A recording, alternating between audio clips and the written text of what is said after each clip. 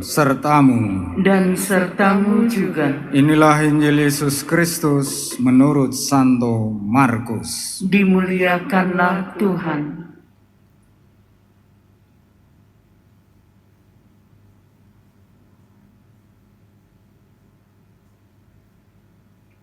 Pada suatu hari datanglah seorang ahli Taurat kepada Yesus dan bertanya, "Perintah manakah yang paling utama?"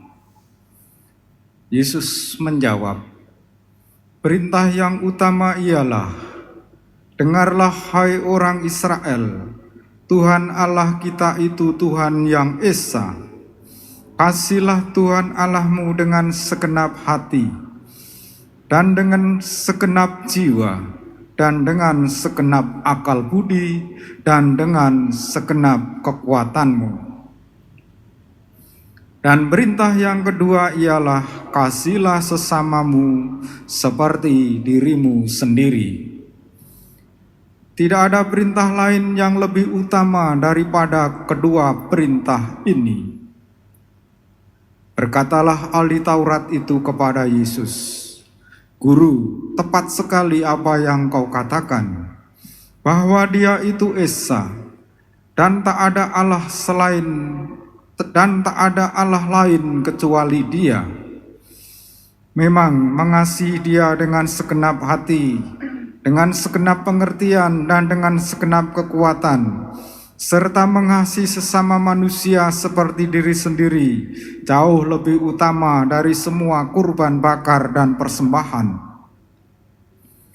Yesus melihat betapa bijaksananya jawaban orang itu. Maka ia berkata kepadanya, "Engkau tidak jauh dari kerajaan Allah." Dan tak seorang pun masih berani menanyakan sesuatu kepada Yesus. Berbahagialah yang mendengarkan sabda Tuhan dan tekun melaksanakannya. Sabdamu adalah jalan, kebenaran dan hidup kami.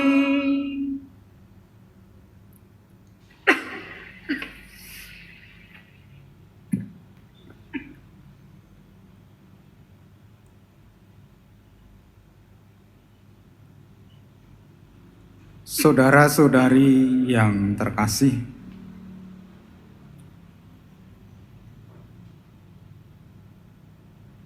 dalam seluruh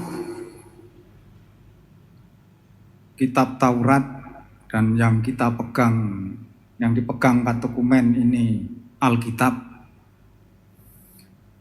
ada begitu banyak perintah-perintah. Kamu harus begitu, kamu harus begini. Ada banyak sekali larangan-larangan. Kamu jangan begitu, kamu jangan begini. Dari seluruh banyaknya perintah dan larangan itu, intinya hanya satu. Kasihlah Tuhan Allahmu dan sesamamu seperti dirimu sendiri.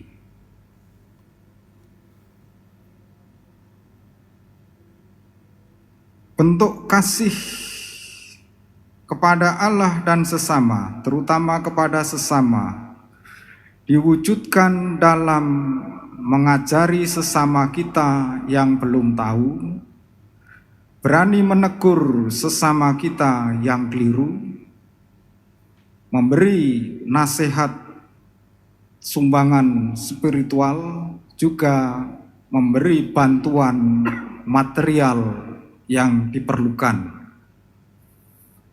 Itulah wujud dari cinta kasih. Dosa melawan cinta kasih adalah kebencian. Cinta yang diwujudkan dan ditanyakan dalam konteks pertanyaan Yesus terhadap Simon Petrus, "Apakah engkau mencintai aku lebih dari yang lain?" Itulah yang pertanyaan tentang cinta. Kalau begitu, gembalakanlah domba-dombaku. Kalau mencintai Allah berarti memberikan dirinya untuk kemuliaan Allah dan kebaikan sesamanya.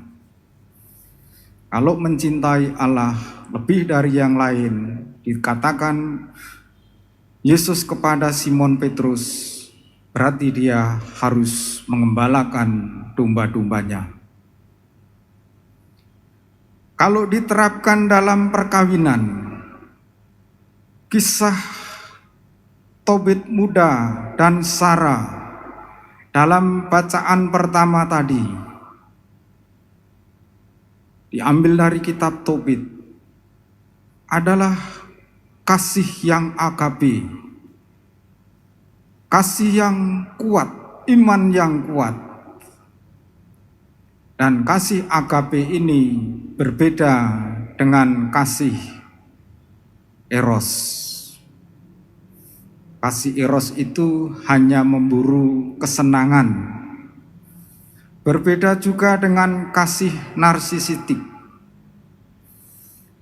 Kalau diterapkan dalam perkawinan, kasih cinta narsisistik ini ada uang abang sayang, tidak ada uang abang aku tendang. Ini bahaya. Ini bukan cinta agape. Saya beberapa hari yang lalu memberkati pernikahan seorang janda dan duda. Janda ini, kenapa kamu mau menikah? Saya tidak tahan, Romo. Dicurigai ibu-ibu terus, katanya. Jadi suami-suami ini rupanya selalu dicurigai istri-istrinya. Apa pantas memang suamimu dicurigai ketika ada janda? Atau memang pantas dicurigai? Atau di antara suami istri tidak saling percaya lagi?